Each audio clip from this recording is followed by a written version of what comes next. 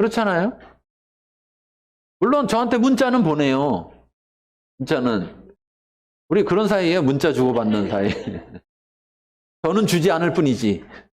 자기는 막 문자를 보내와. 여러분도 문자 받아보셨어요?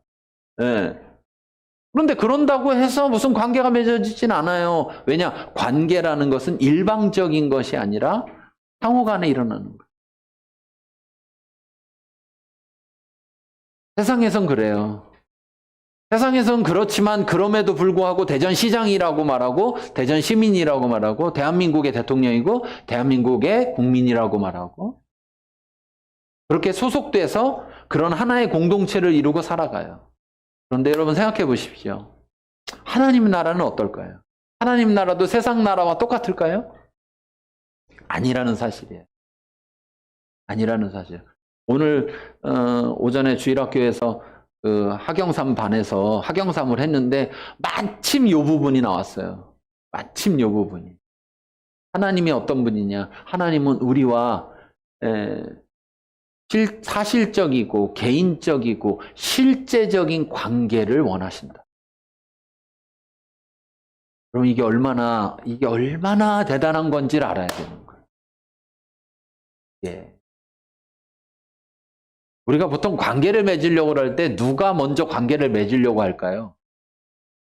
아쉬운 사람. 관계를 맺어도 아쉬운 관계야. 아쉬움이 있어서 관계를 맺는 거니까. 근데 또 하나가 있어요.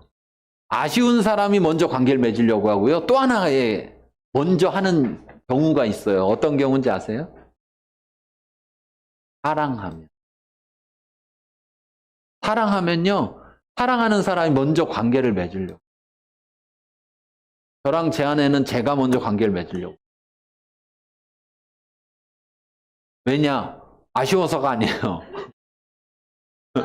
아쉬워서가 아니에요. 그때 당시에 뭐 아쉬울 게 뭐 그렇게, 예. 그리고 뭐 그렇게 큰 능력이 있지 않았어요. 제가 뭐 아쉬움으로 다가간다고 뭐 그거를 채워줄 만한 그런 큰 능력이 있었던 것도 아니고. 예. 왜 먼저 다가갔느냐? 사랑이라는 관점에서 먼저 다가간다.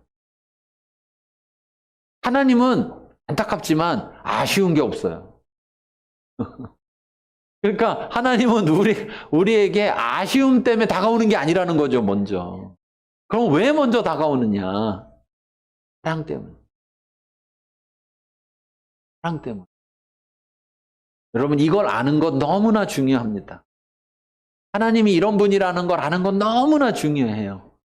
왜냐하면 이걸 알아야 지금이든지 아니면 좀 후에든지 언제든지 내가 하나님과 그런 관계를 개인적 친밀한 관계를 맺고 싶을 때 나아갈 수가 있어요. 작은 아들이 살아계신 아버지를 버젓이 살아계신데 유산 땡겨주세요 해가지고서 유산을 땡겨받아가지고 먼 나라로 도망가 버렸어요. 어? 근데 아버지는 죽지도 않았는데 유산을 왜 줬겠어요? 사랑하니까. 근데 그걸 받아갖고 가갖고 거기서 흥청망청 쓰다 보니까 거지가 됐어요. 그리고 잘못하면 자살할 상황까지 갔어요. 그 상황에서 문득 아버지가 떠올랐어요. 아버지가 어떤 분인지를 생각하게 됐어요. 그랬을 때 자기 아버지는 종들에게조차도 후하게 대하시는 분이라는 걸 알았어요.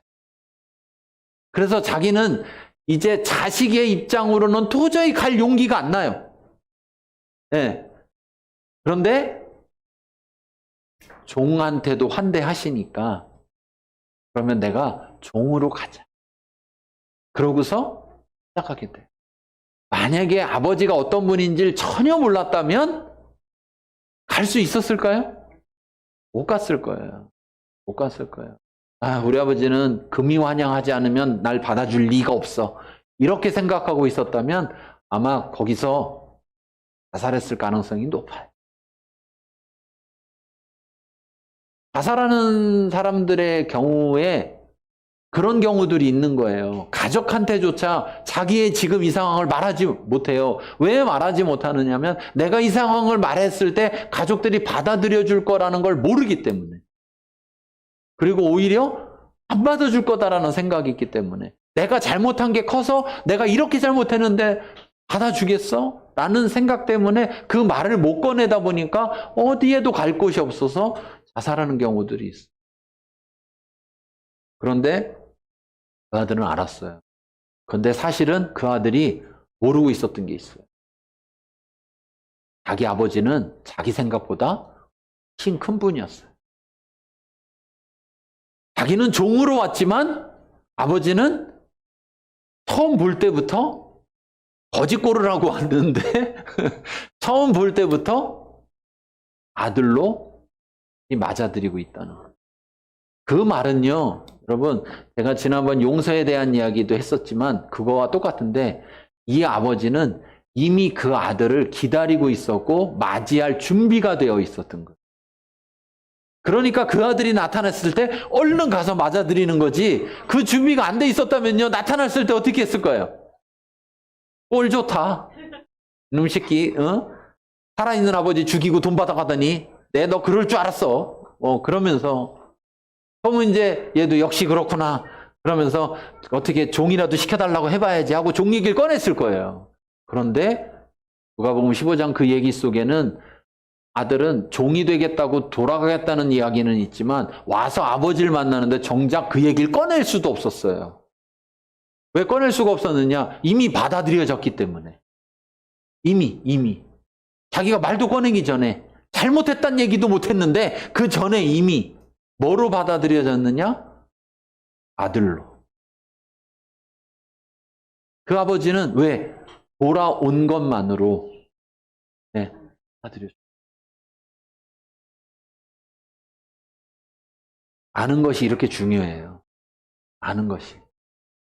우리가 하나님이 어떤 분인지, 하나님 마음이 어떤지를 조금이라도 알아야 돼.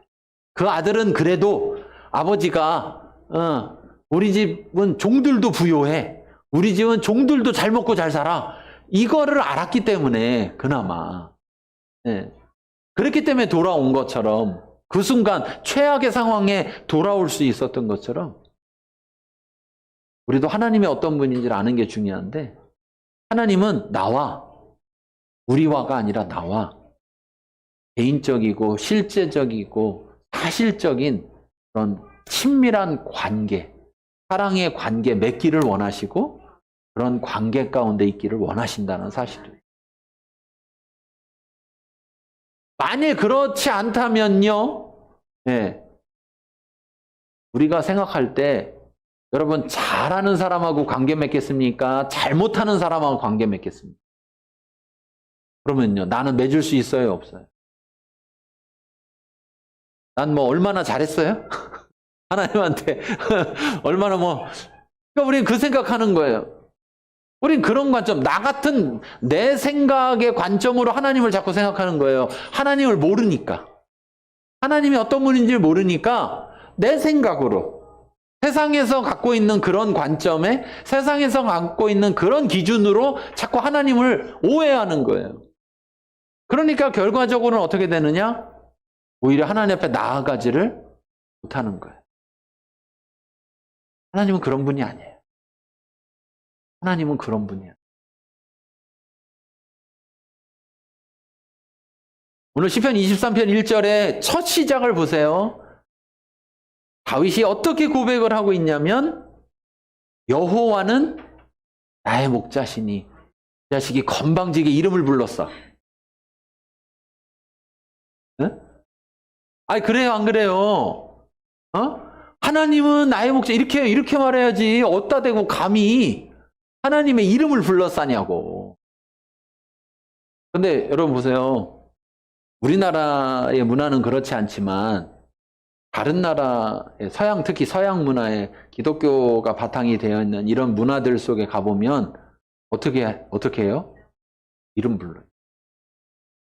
그래서 이 국제 결혼하면 우리나라 사람들이 가장 힘들어한대. 왜냐면 여자 같은 경우는 시아버지, 시어머니인데 이름을 불러야 되고 남자 같은 경우는 장인청 뭔데 자꾸 이름을 부르라고 하니까. 이름을 자꾸 안 부르면 왜 너 나를 이렇게 멀리 하니? 너 왜 나랑 가까이 지내기 싫으니? 나 싫어? 지금 나를 이렇게 남 취급하는 거야? 이렇게 한다는 거예요. 이름 불러주면 되게 좋아한다는 거예요. 왜? 이름을 불러주면 너와 내가 인격으로, 네, 하나의 사람 대 사람이라는 인격으로 관계를 맺는 거라는 거예요. 아마도 하나님은 다윗이 이렇게 고백했을 때, 아, 이 자식이 내 이름을 부르네, 이게 감히, 이게 아니라 기뻐하셨을 거예요. 내가 내 이름을 아는구나. 내가 내 이름을 아는구나. 그리고 내 이름을 불러주는 거예요. 어떻게 그럴 수 있었을까는 결국은 다윗이 그만큼 하나님과 친밀한 관계였다는 것이죠. 그 관계가 어떻게 가능해졌냐? 첫째는 하나님이 다윗에게 다가오셨던 것이고, 두 번째는 다윗도 하나님께 다가갔다라는 사실. 여러분, 성경은 말해요. 성경은 누가 하나님을 만나느냐? 네. 그건 그냥 단순히 본다는 게 아니고 만난다는 것인데, 누가 만나느냐? 하나님을 간절히 찾는 자가 만난다고 그래요. 아니, 그럼 우리 이렇게 생각할 수 있어요. 아니, 하나님 우리하고 만나고 싶다면서요. 나하고 만나고 싶다면서요. 나하고 개인적인 친밀한 관계를 맺고 싶다면서요. 그러면 그냥 쉽게 만날 수 있어야 되는 거 아니야? 왜 간절히 찾아야 만날까? 이 관계는 사랑의 관계이기 때문에 그래요. 사랑의 관계. 여러분, 사랑이라는 게 수동적으로 할 수 있습니다. 그런데 수동적으로 하는 것이 능동적으로 바뀌지 않으면 그 사랑이 어떻게 될까요? 사랑으로 존재할 수 있을까요? 존재할 수 없어요. 누군가 한 사람은요, 한 사람을 막 사랑해요. 그러다 보니까, 아, 저 사람이 날 사랑하는구나 해서 이 사람이 처음에는 그냥 수동적으로 거기에 반응할 수 있어요. 그런데 이 나머지 한 사람도 능동적으로 사랑의 관계 속으로 들어오지 않는다면 그 관계는 거기서 끝나는 거예요. 그 이상 진전이 안 되는 거고, 그냥 거기서 거긴 거예요. 자, 여러분 잘 기억하세요. 우리 부부 사이가 왜 이럴까? 사랑하는데 왜 이럴까? 둘 다 능동적이어야 돼. 둘 다 능동적이어야 돼. 한 사람은 능동적이고 한 사람은 수동적이면 되는 게 아니라 둘 다 능동적이어야 돼. 그것이 엄밀하게 따지면 진짜예요. 수동적인 건요, 그냥 반응이에요, 반응. 그렇잖아요? 네. 그런데 능동적인 건 자기 의지예요. 사랑은 여러분, 반응이 아닙니다. 사랑은 의지인 겁니다. 하나님은 우리를 사랑하는데 의지를 갖고 사랑하시기 때문에 우리가 죄를 졌어도 우리가 하나님 앞에서 계속해서 범죄하고 있음에도 불구하고 어떤 면에서 우리가 사랑을 받을 만한 어떠한 자격이 없음에도 불구하고 하나님은 우리의 어떤 조건 때문에 우리를 사랑하시는 게 아니라 우리를 사랑하시겠다는 자신의 의지 때문에 우리를 사랑하시는 거예요. 그래서 하나님은 우리와 그런 관계를 맺고 싶어 하세요. 어떤 관계? 사랑의 관계. 그럼 사랑의 관계는 어때야 되느냐? 능동적이어야 돼. 그리고 진짜라면 진짜여야 돼. 진짜라고 해놓고 막상 보니까 가짜야. 그러면 소용이 없는 거죠. 그렇죠? 그런데 진짜라는 걸 어떻게 알 수 있느냐? 사랑은 이렇게 표현하잖아요. 사랑은 죽음같이 강하다. 무슨 말이야? 막을 수가 없다. 이 말처럼 조금 하다가 아유 못해. 아유 안 돼. 진짜예요? 진짜 아니에요? 진짜가 아니라고요. 간절히 찾는다는 건 어떤 의미냐면 만날 때까지 찾는다는 거. 찾을 때까지 찾는다는 거. 그게 간절이거든요. 그게. 그러니까 하나님은 우리가 내가 내 의지로 하나님을 사랑해서 하나님을 찾기를 원하시는 거예요. 그럼 하나님은 우리를 만나주시는 거죠. 우리의 사랑이 진짜인 게 드러나는 순간. 그런데 놀라운 사실은요. 다윗이 어떻게 이렇게 하나님과 친밀해지고 이렇게 할 수 있었을까? 다윗이 그렇게 하나님을 지속적으로 찾고 하나님과 교제했기 때문에 가능한데 그게 가능했던 이유는 하나님에게 달려있다는 거예요. 하나님이 먼저 다윗을 찾아오시고 다윗을 기다려주시고 하나님이 다윗을 용납하셨기 때문에 이 관계가 맺어졌다는 거예요. 우리가 하나님을 먼저 사랑할 수는 절대 없습니다. 성경은 요한일서에 말합니다. 우리가 먼저 하나님을 사랑하는 것이 아니요 하나님이 우리를 먼저 사랑하신 것이라. 하나님 우리를 먼저 찾아오시고 하나님 우리와 개인적 친밀한 관계, 사랑의 관계 맺기를 원하시기 때문에 우리가 그렇게 할 수 있다는 거예요. 여러분 이게 뭐냐? 특권이라고. 근데 특권인데 누구에게 주어지는 하나님 나라의 하나님의 나라 백성 모두에게 주어지는 특권이에요.